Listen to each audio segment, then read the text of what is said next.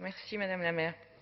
La conférence citoyenne métropolitaine sur la 5G était tout à fait utile, voire nécessaire. Elle nous apporte un certain nombre d'enseignements que nous considérons comme positifs et auxquels nous souscrivons pour l'essentiel, mettant en lumière les mesures que les citoyens souhaitent pour son installation.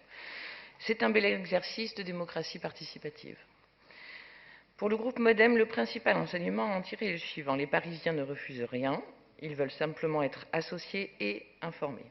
C'est ce que nous avions demandé lors du Conseil de septembre, aller de l'avant dans la concertation. Ce qui est intéressant aussi, c'est d'observer le décalage entre les questions et les réponses. Et finalement, comme pour toutes les innovations, des inquiétudes se font jour et démontrent un besoin clair de pédagogie.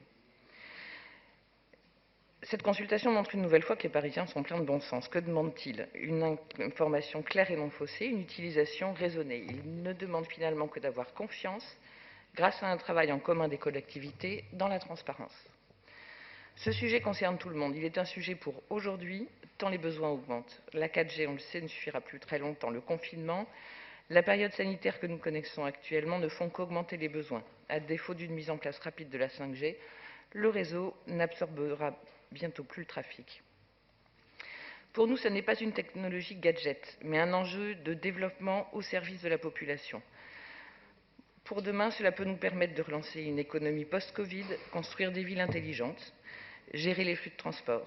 De quoi parle-t-on? Du télétravail, de la télémédecine, voire de la téléchirurgie, de la protection de l'environnement, parce qu'on diminue les déplacements, de la gestion des stocks, d'une meilleure gestion des stocks, du coût de la limitation de la construction des entrepôts, donc une baisse de l'artificialisation des sols, de la baisse du gaspillage d'énergie, de l'arrosage, etc. C'est finalement une gestion plus intelligente de nos ressources à laquelle nous pouvons arriver. Et c'est nécessaire, un véritable atout dans la transition environnementale dans laquelle nous devons absolument nous engager.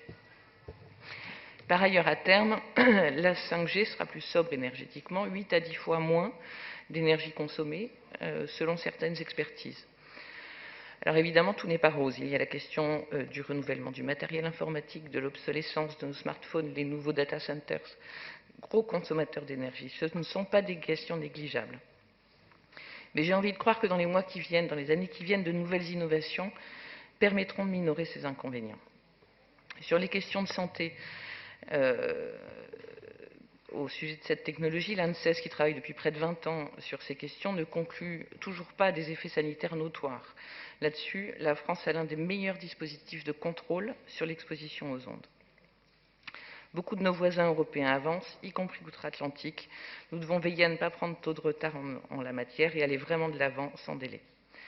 Je veux conclure en insistant sur la nécessité, après la conférence citoyenne, de ne rien faire sans les élus et les populations intéressées dans chaque arrondissement, quartier par quartier. Il n'y a que comme ça que nous arriverons à la meilleure appropriation par tous de cette nouvelle technologie. Je vous remercie. Merci.